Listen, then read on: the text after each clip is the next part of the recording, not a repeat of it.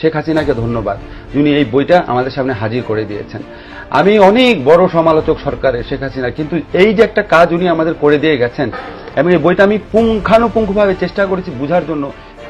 এই বই পড়লে মানুষের হতবাক, বিস্মিত, মানে অকল্পনীয় একটা রিয়ালাইজেশন সামনে যাওয়া ছাড়া উপায় নাই। একটা নেতা, এত বড় একটা নেতা বাংলাদেশে জন্ম নিয়েছিল।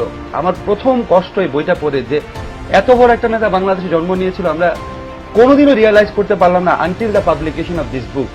আমি রাজনীতির বই কম পড়ি নাই, বঙ্গবন্ধু নিয়ে যারা লিখেছেন তাদের যে কোনো বইয়ের চেয়ে বঙ্গবন্ধুর নিজের আত্মজীবনী অনেক অনেক বেশি অসাধারণ ইন টার্মস অফ এভরিথিং।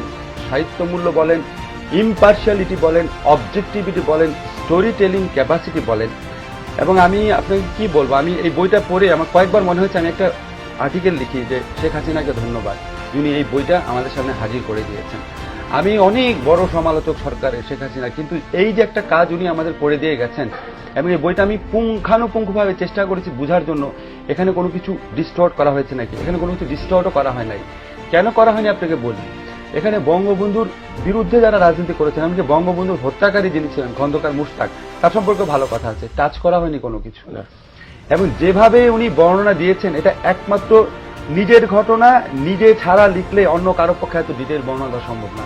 আমি আমাদের যারা শ্রোতা আছে তাদেরকে বলি, আমি একটা অংশ শুধু বর্ণনা দেই, কতবার কেঁদেছি 4 বার, একটা অংশ শুধু বর্ণনা দেই। উনি যখন 54 ইলেকশন করবেন, ওনার বিপক্ষে মুসলিম লীগের একজন প্রার্থী দাঁড়িয়েছেন ওয়াহিদুজ্জামান। উনি অত্যন্ত বড় লোক, বঙ্গবন্ধুর হাতে কোনো টাকা পয়সা কিচ্ছু নাই, অত্যন্ত দরিদ্র একজন মানুষ ছিলেন। উনি কোনোদিন কোনো চাঁদাবাজি করেননি, কিছু করেননি। উনি যখন ইলেকশন করতে গেছেন, গরিব লোক কুড়ে ঘর থেকে বেরিয়ে এসে ওনাকে টাকা পয়সা দিত।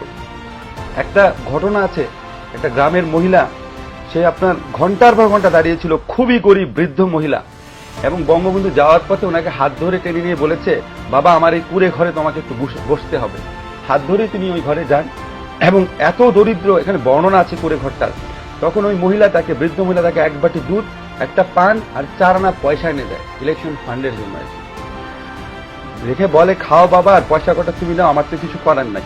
আমার চোখে পানি এরকম খুব টাচি কিছু বর্ণনা আছে। আমি মনে করি কি যে এই বইটা আমাদের কয়েকটা কারণে পড়া উচিত, শুধু ইতিহাসকে জানার জন্য না। একটা হচ্ছে এই দেশের মাটিতে কত বড় নেতা জন্ম হয়েছিল রিয়ালাইজ করার জন্য।